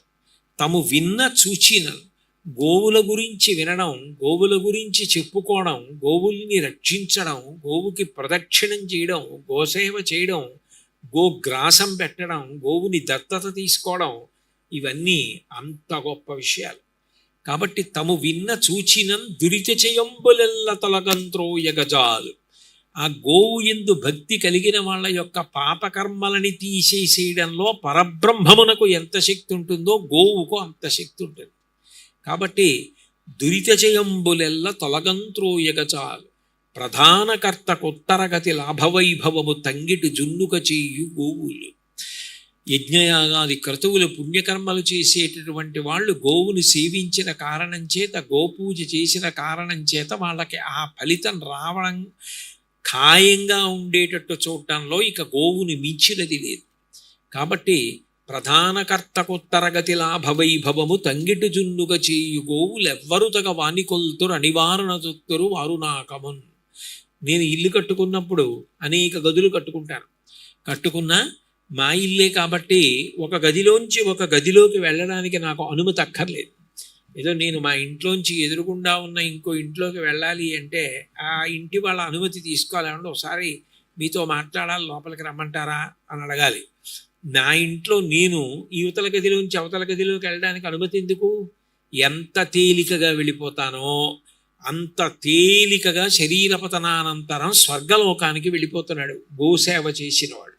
కాబట్టి ఉత్తరగతి లాభవైభవము తంగిటి జున్నుగ చేయు గోవులెవ్వరతొగ వానికొల్తురు అనివారణ చొత్తురు వారు నాకమున్. వారు ఏ విధమైన అనుమానం లేకుండా ఉత్తమ గతులు పొందుతారు అని చెప్పి గోవు యొక్క వైభవం గురించి మనకి మహాభారతంలో వ్యాసుల వారు చెప్తే దాన్ని తిక్కన గారు ఆంధ్రీకరించి మనకి పర్వాలలో అందించారు. అంత గొప్పది గోవు. లోకంలో ఒక్కటి జ్ఞాపకం పెట్టుకోండి, ఒక వస్తువు ఎంత గొప్పదైనా దాన్ని బాగా మనం ఆదరించాలి అన్న బుద్ధి కలగాలన్నా ముందు ఉండవలసినది ఏది అంటే శాస్త్రము మీద నమ్మకం ఉండాలి, గురువాక్యము మీద నమ్మకం ఉండాలి. శాస్త్రము మీద గురువాక్యము మీద నమ్మకము లేనంత కాలము ఏది చెయ్యాలన్న కోరిక పుట్టదు.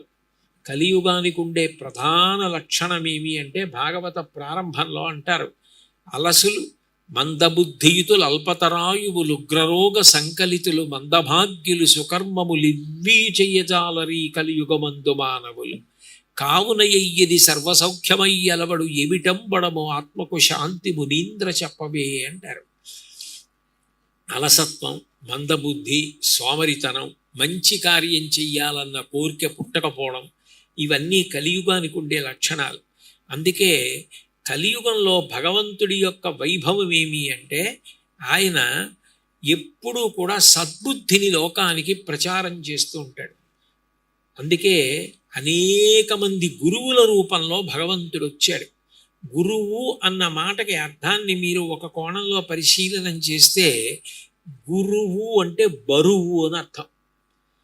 బరువు అంటే భౌతికంగా శరీరము యొక్క బరువుని బట్టి చెప్పరు.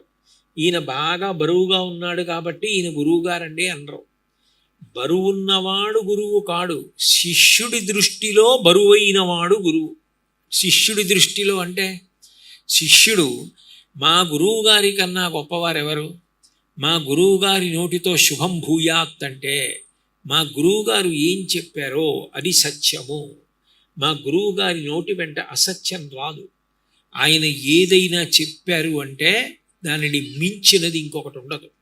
అది నేను ఆచరిస్తానన్న నమ్మకం ఉన్నదనుకోండి, అది శిష్యుడికి గురువు పట్ల ఉన్నటువంటి గురి. ఆ గురి ఉంటే తప్ప గురువు కాడు. లోకంలో కొంతమంది గురువుగారు అని పిలుస్తారు. నోటితో గురువుగారు అని సంబోధించినంత మాత్రం చేత నిజానికి గురుత్వము లభించదు. గురుత్వము దేని చేత లభిస్తుంది అంటే అవతల వారికి యువతల వారి యందు ఉన్న గురి కారణము చేత గురువు అవుతాడు. అందుకే మీరు జాగ్రత్తగా పరిశీలించండి, ఎవరికి గురువు అంటే ఎవరికి ఎవరి యందు గురి ఉన్నదో వారు గురువు అవుతారు. కబీర్ దాస్ గారికి రామానందుల వారి దగ్గర ఉపదేశం పొందాలి అని కోరిక. అనేక కారణముల చేత కబీర్ దాస్ గారు రామానందుల వారి దగ్గర ఉపదేశం పొందడానికి కొన్ని ఇబ్బందులు ఏర్పడ్డాయేమో అని అనుమానం వచ్చింది ఆయనకి.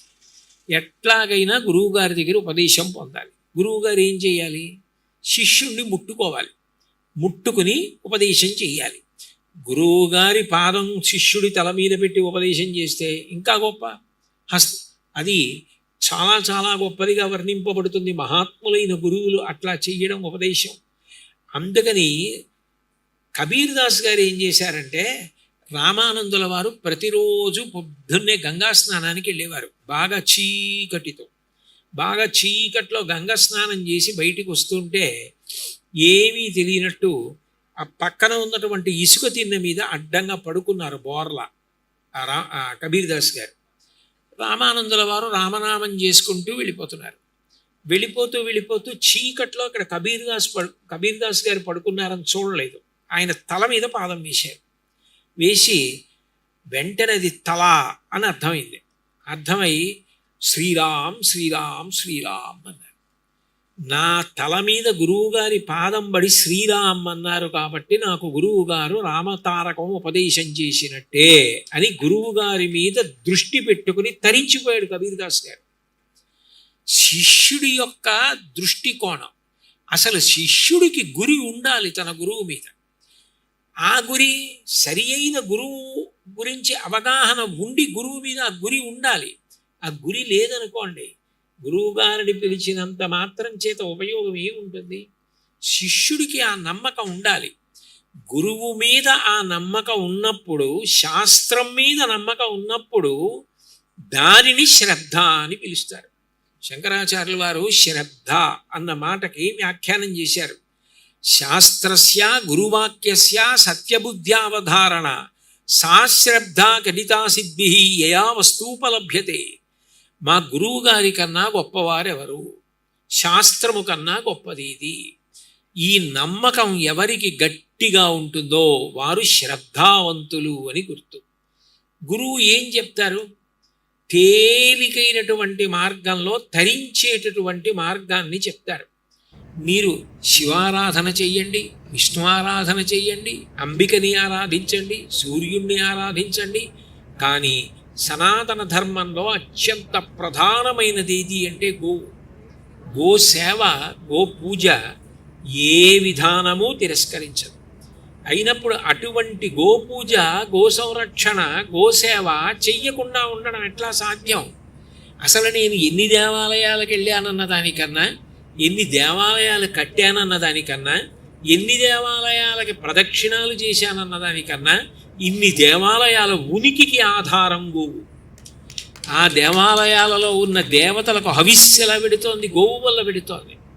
అసలు దేని వలన ఇదంతా నిలబడిందో, దేని వలన సనాతన ధర్మమే ఆధారపడి ఉన్నదో, ఏది లేకపోతే అసలు ఇక ధర్మం అన్న మాట మీరు ఉచ్చరించడానికి కూడా సాధ్యం కాదో, యజ్ఞయాగాది క్రతువులే ప్రశ్నార్థకమైపోతాయో, వాటన్నింటికీ ఆధారభూతమైనటువంటి గోసేవ నా వలన జరగకపోతే, నేను గోశాలకు వెళ్ళకపోతే, నా పేరు మీద గోవులకు కైంకర్యం జరగకపోతే, నా పుట్టినరోజు వచ్చింది, నేనంటే నా గురించి చెప్పుకుంటున్నా.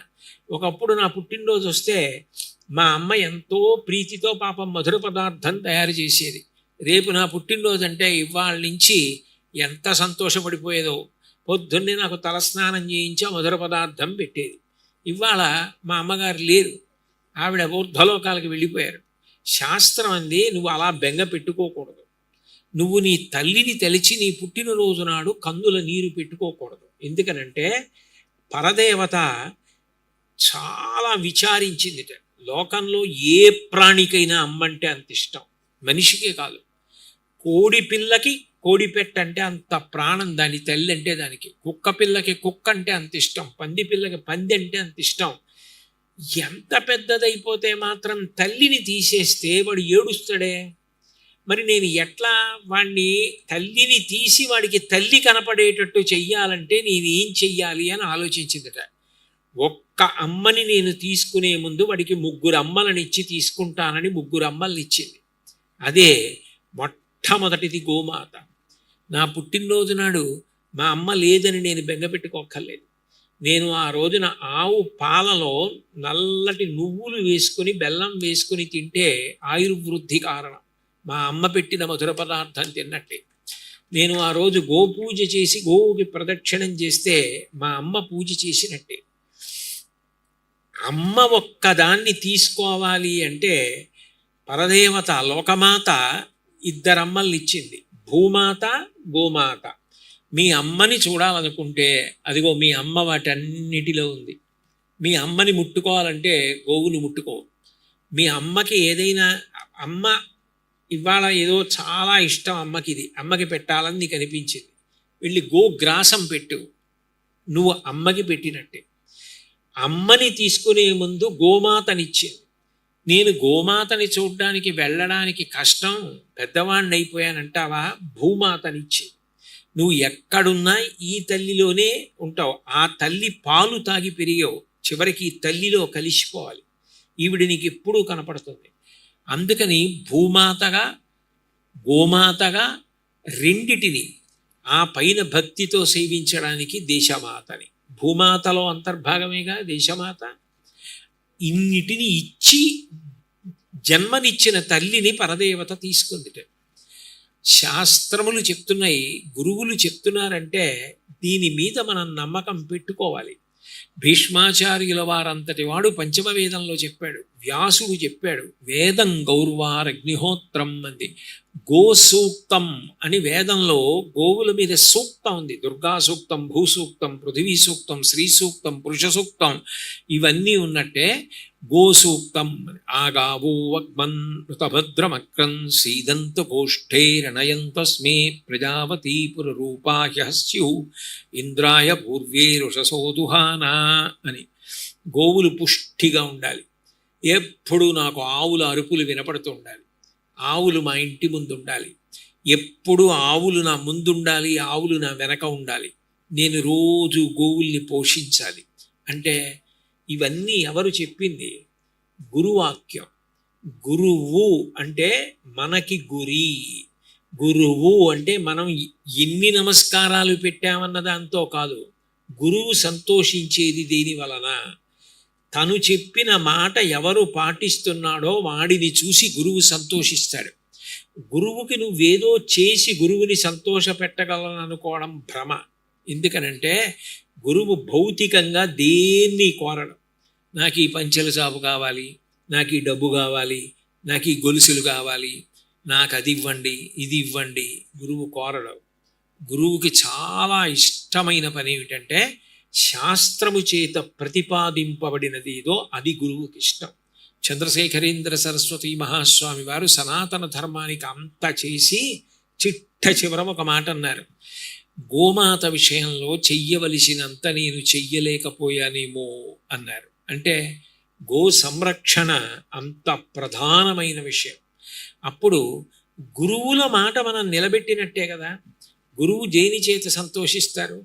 గురువుగారు సంతోషించే పని చేసి మనం గురువుగారి దగ్గరికి వెళ్ళామనుకోండి, గురువుగారు లోపల కూర్చున్నారు, ఆవు అక్కడ కూర్చుని ఉంది, ఆవు పడుకుని ఉంది, మనం గోవుకి ప్రదక్షిణం చేసి గురువుగారి దగ్గరికి వెళ్ళామనుకోండి, గురువుగారు ఎంతో సంతోషిస్తాడు, వీడు నేను చెప్పిన మాటని శాస్త్రాన్ని పాటించాడు అని. గురుప్రీతికి కారణం గోసేవ. గోసేవని మించినది ఇంకొకటి లేదు. గోసేవ చేసిన కారణం చేత దాన్ని చెప్పిన గురువులు కూడా సంతోషిస్తారు. కాబట్టి గురుస్థానమైనటువంటి ప్రదేశంలో ఎక్కడ గురువు ఆరాధింపబడుతున్నారో అటువంటి చోట మనం గోసేవ చేసి గురువుగారి దర్శనం చేసుకోవడానికి వెళ్ళామనుకోండి, అప్పుడు గురువుగారు ఎంతో ప్రీతి చెందుతారు. గురువు విషయంలో ఒక ప్రధానమైన భేదం ఉంటుంది. మీరు బాగా దీన్ని తెలుసుకునే ప్రయత్నం చెయ్యాలి. గురువు రెండుగా ఉంటాడు, గురువు ఆచార్యుడు అని.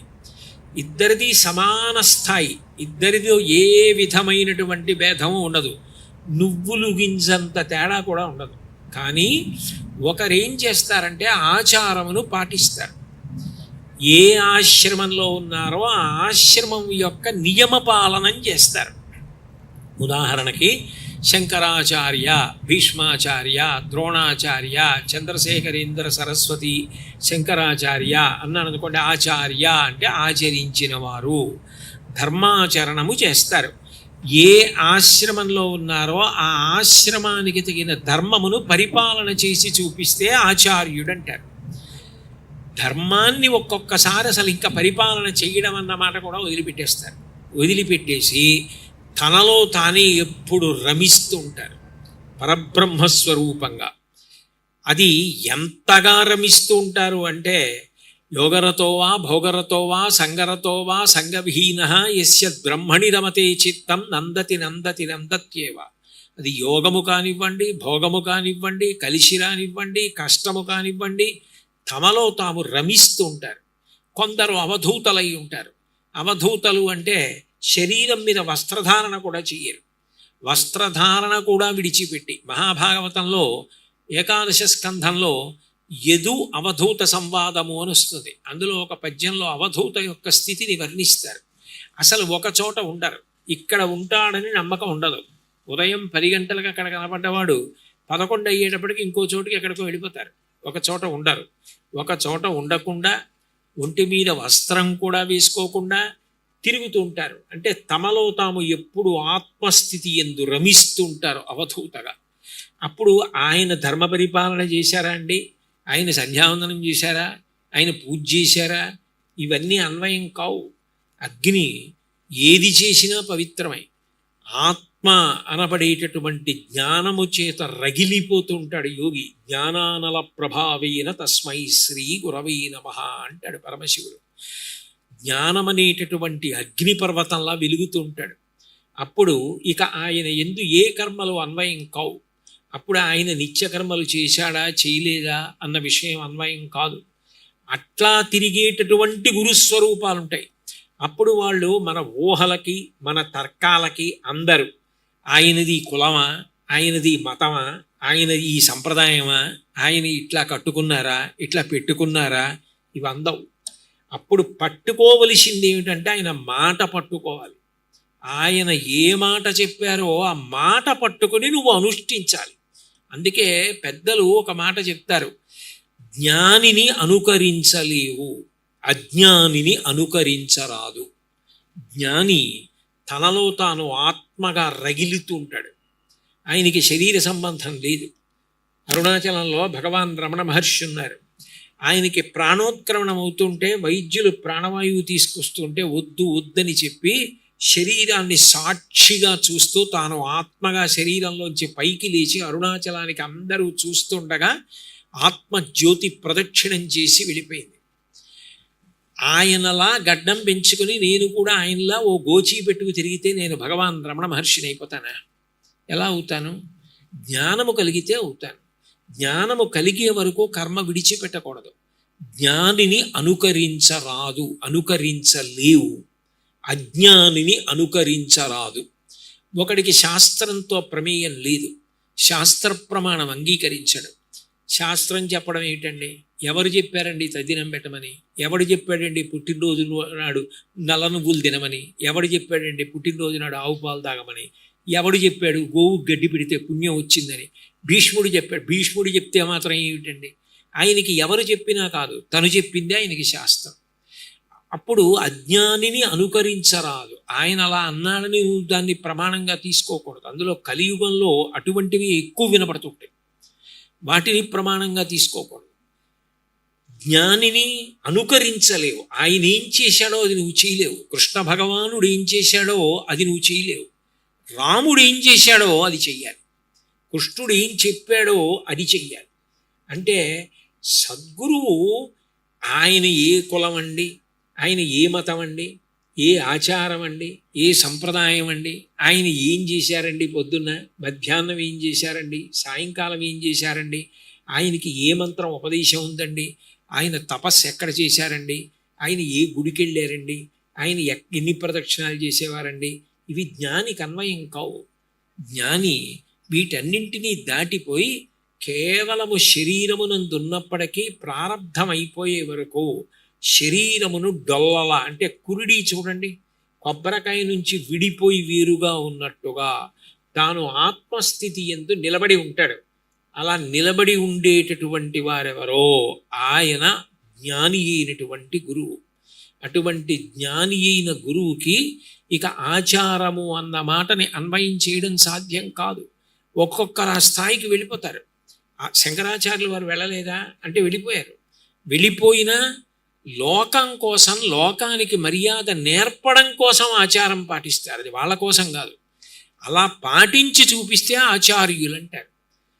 పాటించి చూపించకపోయినా స్థితిలో ఉన్నవారిని గురువులు అంటారు. అది సూక్ష్మ భేదం.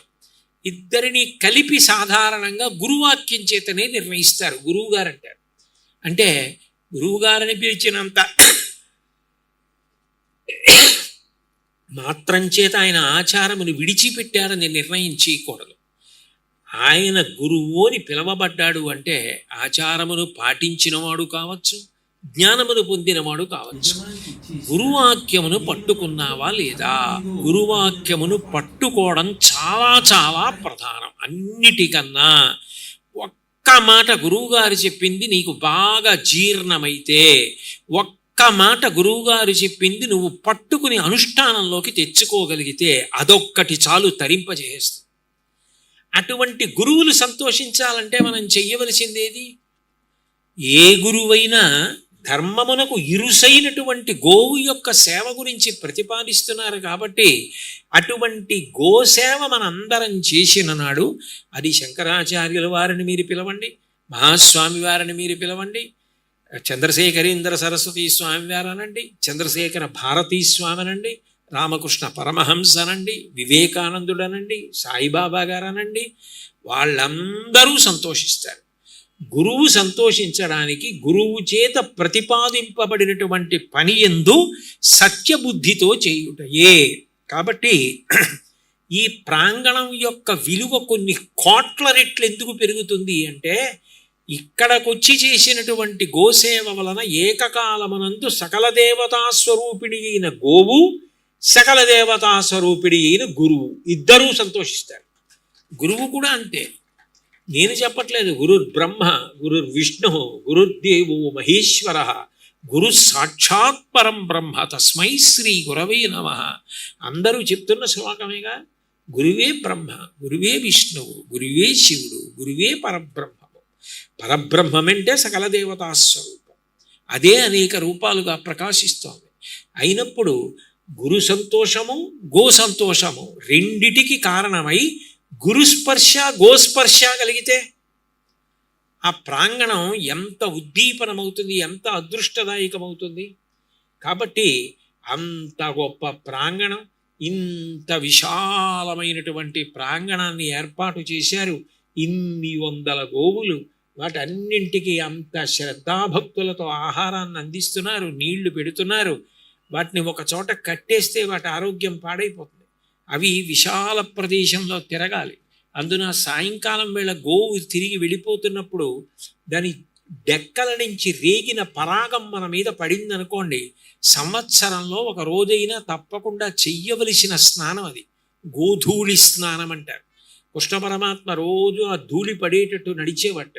గోధూళి ధూసరిత కోమల గోపవేషం గోపాల బాలక శతైరనుగమ్యమానం సాయంతనే ప్రతిగృహం పశుబంధనార్థం గచ్చంతమచ్యుత శిశుం ప్రణతోస్మి నిత్యం అంటారు. అంత గొప్పది గోధూళి నుంచి పైకి రేగేటటువంటి ఆ ధూళి. ఆ డెక్కల దగ్గర ఉన్న మట్టి తీసి పసిపిల్లలకి రక్ష పెడతారు. భాగవతం దశమస్కంధంలో చిన్ని కృష్ణుడికి యశోదాదేవి ఆ మట్టి పేడ అవి రక్ష పెడుతుంది. అంత గొప్పది గోధూళి వేళ అంటారు, సాయంకాలం వేళ.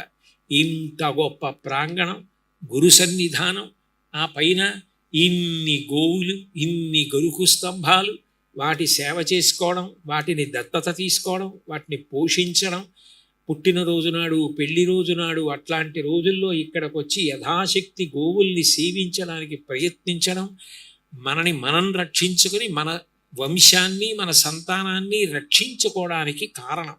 కాబట్టి మనందరం కూడా ఇంత మంచి మంచి ప్రాంగణాల్ని సద్వినియోగం చేసుకొని నిష్కారణమైన అపోహలు, నిష్కారణమైన విమర్శలు, సంకుచిత భావాలు విడిచిపెట్టి ఇంతమందికి ఇంత మంచి ప్రసాదం అందుతూ, ఇంత గోసేవ జరుగుతూ, ఇంతమంది ఉద్ధరణకి కారణమవుతూ, ఇన్ని సత్సంగాలు జరుగుతూ, ఇంత గొప్పగా ధర్మ పరిరక్షణ కొరకు పాటుపడుతున్న ప్రాంగణాల్ని ప్రోత్సహిస్తూ, అటువంటి వ్యక్తుల్ని వెన్నుతడుతూ మనందరం కూడా బాసటగా నిలబడి సనాతన ధర్మమునకు ఇరుసైన గోమాత యొక్క సేవ యందు పునీతులమవుదామని కోరుకుంటూ, ఇంత గొప్ప గోశాలని, ఇన్ని గరుకు స్తంభాలని ఏర్పాటు చేసి, నిజానికి నాకు ఇందులో అర్థనా ప్రమేయం లేదు, నేను ఒక్క పైసా ఇందులో చేసింది లేదు.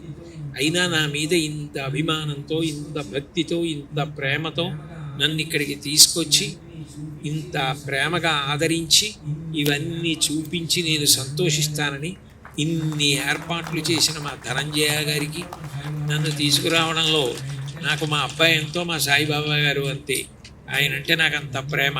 మా సాయిబాబా గారికి హృదయపూర్వక ధన్యవాదాలు తెలియచేస్తూ, సాధారణంగా ప్రవచనం అంటే సాయంకాలం వేళ చేస్తాం. ఈ వేసవి కాలంలో మధ్యాహ్నం వేళ చేయడం మరీ కష్టం. ఎందుకంటే వేడి గాలి నోట్లోకి వెళ్ళిపోయి చాలా ఇబ్బంది కలుగుతుంది, సూషిస్తుంది శరీరం తొందరగా.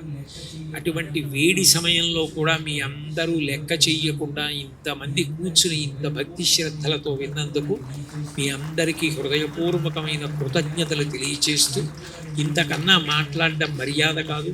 నేను కూడా 2-3 గంటలు ప్రయాణం చేసి వెళ్ళవలసి ఉంది కాబట్టి మీ దగ్గర సెలవు తీసుకుంటున్నాను. శుభం భూయాత్.